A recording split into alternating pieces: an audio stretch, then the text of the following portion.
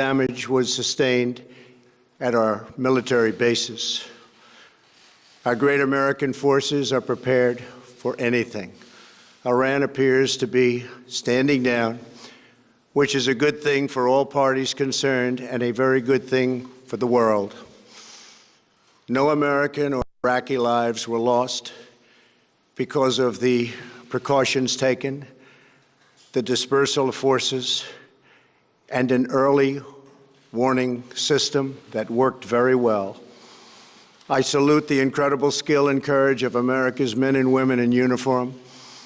For far too long, all the way back to 1979 to be exact, nations have tolerated Iran's destructive and destabilizing behavior in the Middle East and beyond. Those days are over.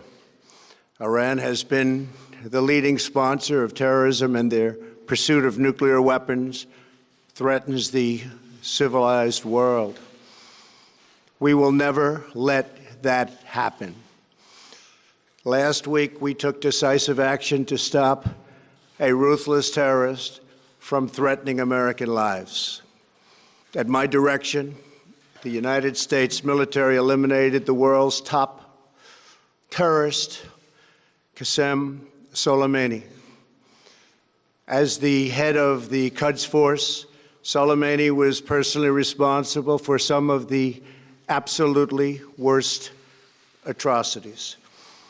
He trained terrorist armies, including Hezbollah, launching terrorist strikes against civilian targets. He fueled bloody civil wars all across the region. He viciously wounded and murdered thousands of U.S. troops, including the planting of roadside bombs that maim and dismember their victims.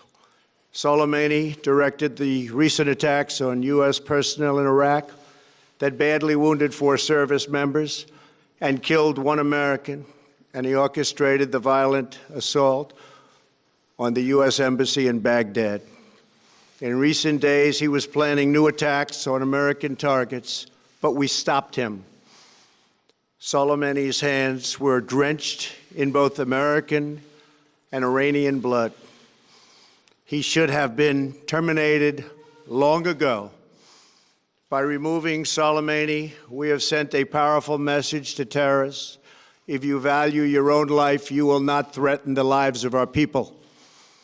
As we continue to evaluate options in response to Iranian aggression, the United States will immediately impose additional punishing economic sanctions on the Iranian regime. These powerful sanctions will remain until Iran changes its behavior. In recent months alone, Iran has seized ships in international waters, fired an unprovoked strike on Saudi Arabia, and shot down 2 U.S. drones. Iran's hostilities substantially increased after the foolish Iran nuclear deal was signed in 2013, and they were given $150 billion, not to mention $1.8 billion in cash. Instead of saying thank you to the United States, they chanted death to America. In fact, they chanted death to America the day the agreement was signed. Then Iran went on a terror spree, funded by the money from the deal, and created hell in Yemen, Syria, Lebanon, Afghanistan, and Iraq. The missiles fired last night at us and our allies were paid for with the funds made available by the last administration. The regime also greatly tightened the reins on their own country, even recently killing 1,500 people at the many protests that are taking place all throughout Iran.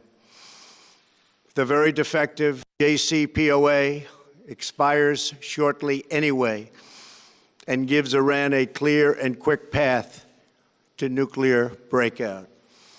Iran must abandon its nuclear ambitions and end its support for terrorism. The time has come for the United Kingdom, Germany, France, Russia, and China to recognize this reality. They must now break away from the remnants of the Iran deal, or JCPOA.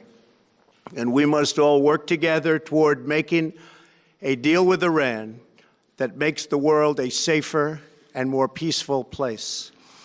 We must also make a deal that allows Iran to thrive and prosper and take advantage of its enormous untapped potential. Iran can be a great country. Peace and stability cannot prevail in the Middle East as long as Iran continues to foment violence, unrest, hatred, and war. The civilized world must send a clear and unified message to the Iranian regime. Your campaign of terror, murder, mayhem will not be tolerated any longer. It will not be allowed to go forward. Today, I am going to ask NATO to become much more involved in the Middle East process. Over the last 3 years, under my leadership, our economy is stronger than ever before, and America has achieved energy independence. These historic accomplishments change our strategic priorities. These are accomplishments that nobody thought were possible. And options in the Middle East became available. We are now the #1 producer of oil and natural gas anywhere in the world. We are independent, and we do not need Middle East oil. The American military has been completely rebuilt under my administration at a cost of $2.5 trillion. U.S. armed forces are stronger than ever before. Our missiles are big, powerful, accurate, lethal, and fast. Under construction are many hypersonic missiles.